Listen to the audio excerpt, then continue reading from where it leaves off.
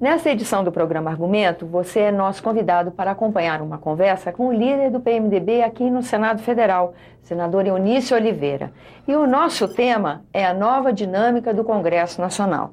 Senador, obrigada pela sua presença aqui no nosso programa. Como a gente conversava um pouquinho antes de começar a gravar, esse é um momento que no Congresso Nacional já é um momento diferenciado, vamos dizer, né? Porque é troca de governo, as pessoas estão se reposicionando, os partidos estão se reposicionando, e depois de uma eleição como essa de 2014, para a presidência da República, onde a diferença entre vencedor e perdedor foi tão pequena, parece que a oposição também volta mais aguerrida, né? A gente viu na votação, por exemplo, da meta fiscal, que a dinâmica mudou.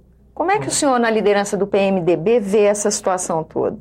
Bom, primeiro, né, eu quero aproveitar aqui para desejar, já nesse final de ano, um Natal, né, cheio de paz e um ano novo de muito sucesso para todos os brasileiros. Dizer que nós estamos vivendo aqui de fato, um novo momento, né? Nós vamos para uma nova legislatura, embora o Senado tenha renovado apenas 1/3, porque é da regra constitucional. 2/3 numa legislatura e 1/3 na outra. Então, mas mesmo assim, aqui nessa casa nós tivemos a renovação de cerca de 19 parlamentares e outros que conseguiram a reeleição, complementando aí 1/3 dessa casa. Na outra casa, que é a Câmara dos Deputados, nós tivemos mais de 40% de renovação dos quadros de parlamentar, do quadro de parlamentar daquela casa. Então, por si só, né, há um novo momento do parlamento e há um novo governo eleito, né, porque embora tenha sido a reeleição da presidenta Dilma, tenha conseguido fazer a reeleição, há um novo governo a ser instalado, numa nova negociação partidária entre os partidos, intrapartidos e entre os partidos, e há também novos blocos sendo formados, novas coligações de partidos que aconteceram nas eleições se refletindo no Congresso Nacional.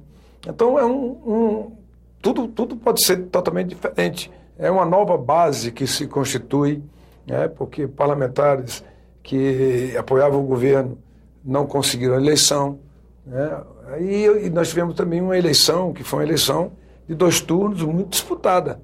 Então há um novo, né, aqui se tem um novo momento de diálogo, não apenas com o Parlamento e o Executivo, mas um novo momento de diálogo do Executivo e do Parlamento com a sociedade brasileira. Senador, a gente está vendo chegar aqui no Congresso Nacional pautas ligadas à área econômica, por exemplo, onde durante a disputa presidencial os discursos eram muito diferenciados, mas quando chega aqui na hora de tomar mesmo decisão, conduzir as matérias, parece que há um descolamento entre o discurso e a prática. E vimos também nesse andamento uma oposição mais aguerrida. Essa oposição está mais aguerrida mesmo? Pegou uma carona nesse momento, onde a base do governo ainda não está muito consolidada, tem suas divergências? O que o senhor acha que está acontecendo? É exatamente o que eu disse, cara.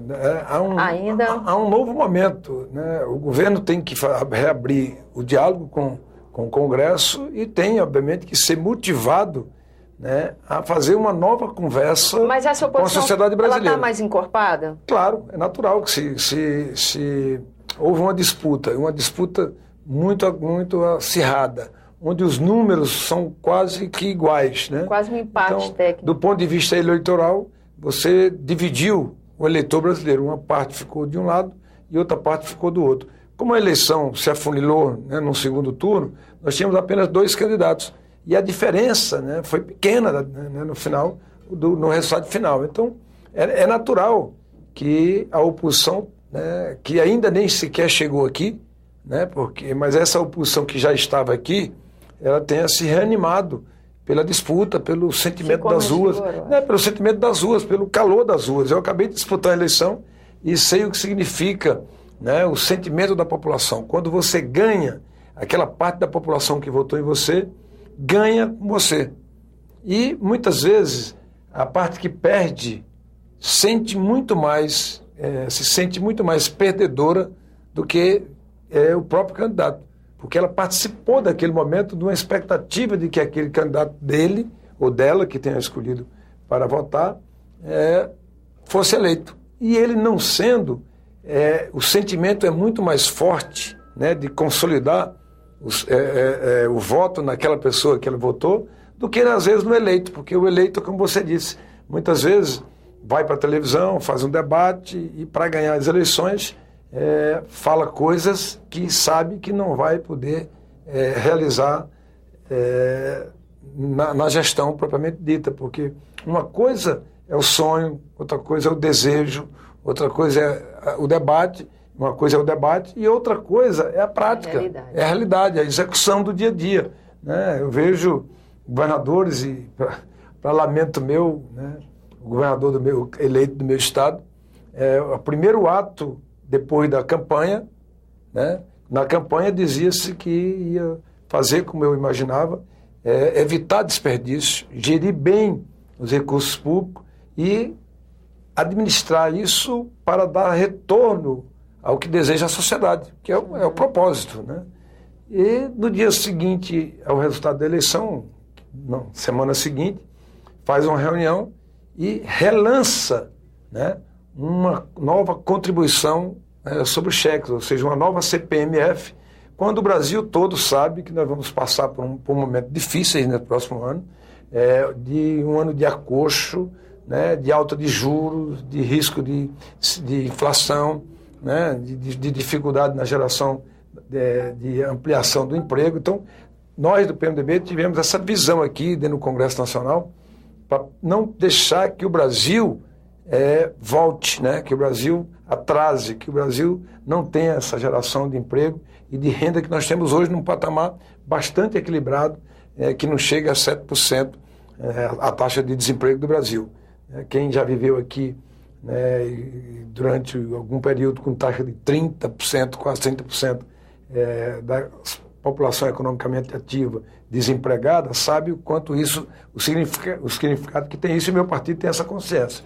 Então, é preciso que os governantes tenham cuidado com essas questões, porque a primeira proposta foi essa. E se quer uma taxa chamada contribuição, né, a chamada CPMF, ela nunca foi partilhada com estados e municípios, porque as contribuições não são divididas com o estado e muito menos com o município. Ela não faz parte do bolo da divisão para formar o FPE, que é o Fundo de Participação dos Estados, e muito menos do Fundo de Participação dos Municípios. Então, é preciso que a população se mantenha ativa, se mantenha vigilante, e hoje nós temos todos os meios possíveis de acesso à informação, para que essas coisas não continuem acontecendo no Brasil. Senador, falando em horizonte de 2015, a gente está vendo aí a Polícia Federal, a Operação Lava Jato, a expectativa agora é que já atingiu empresas, empreiteiras, e há uma expectativa em relação à classe política. Como é que o senhor está vendo isso? Fala para nós um pouco dessa operação, qual é a expectativa para 2015, né?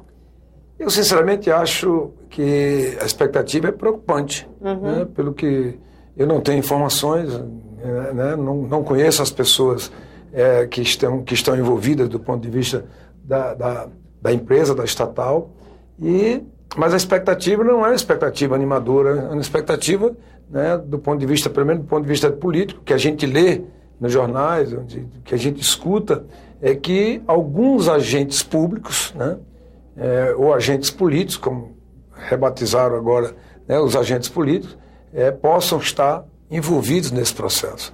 E isso, obviamente, nós vamos viver, né, aqui, se isso se concretizar, momentos extremamente difíceis aqui no Congresso Nacional.